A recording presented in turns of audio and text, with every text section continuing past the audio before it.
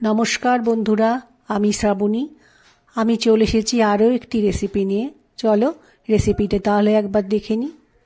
आजकेर रेसिपिटी हलो ब्रोकलिर। रान्नाटा बानानोर जोन्नो आमी एकटी ब्रोकली निয়েছি। ब्रोकलिके आमी छोटो टुकरो करे केटे निয়েছি। এই রান্নাটাতে আলু ব্যবহার করব বলে 3টে নতুন আলু আমি কেটে নিয়েছি।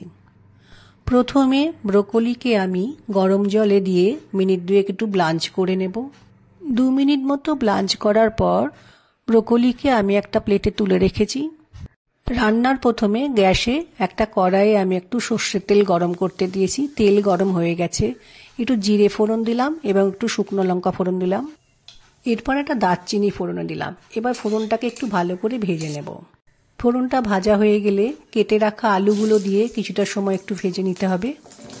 আলুর টুকরোগুলো কিছুটা সময় ভেজে নেওয়ার পর যখন কালারটা চেঞ্জ হয়ে যাবে ঠিক সেই সময় আমি এক এক করে মশলাগুলো দিয়ে দেব। প্রথমে দিয়ে নেব পরিমাণ মতো নুন, তারপর দেব হলুদ গুঁড়ো,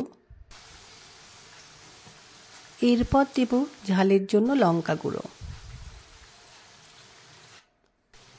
এবার দিলাম ধনে গুঁড়ো, এরপর দিলাম জিরে গুঁড়ো, এবার দিলাম কালারের জন্য কাশ্মীরি লঙ্কা গুঁড়ো। একটা টমেটো গ্রেট করে রেখেছিলাম সেটাও দিয়ে দিলাম।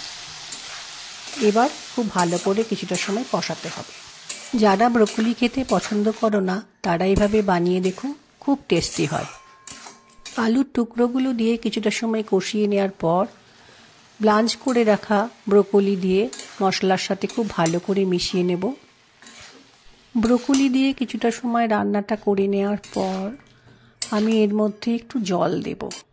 জল দিয়ে ভালো করে আলু ব্রোকলির সাথে মিশিয়ে দেব।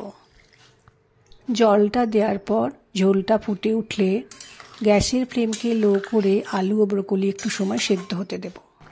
কিছুটা সময় রান্নাটা হয়ে যাওয়ার পর আলু ও ব্রোকলি সেদ্ধ হয়ে গেছে। ঠিক এই সময়ে আমি একটু গরম মশলা দিলাম, এরপর একটু ধনেপাতা কুচি দিলাম, এরপর দিলাম একটু চিনি। এবার এগুলো সব তরকারির সাথে ভালো করে মিশিয়ে নেব। নিরামিষ আলু ব্রোকলির তরকারি আমার তৈরি হয়ে গেছে। এবার একটা পাত্রে আমি ঢেলে নেব। আমার আজকের এই রেসিপিটা ভালো লাগলে লাইক, শেয়ার ও সাবস্ক্রাইব করো। ভিডিওটা দেখার জন্য ধন্যবাদ। আজ ভিডিওটা এখানেই শেষ করছি। ফিরে আসছি আরও একটি রেসিপি নিয়ে।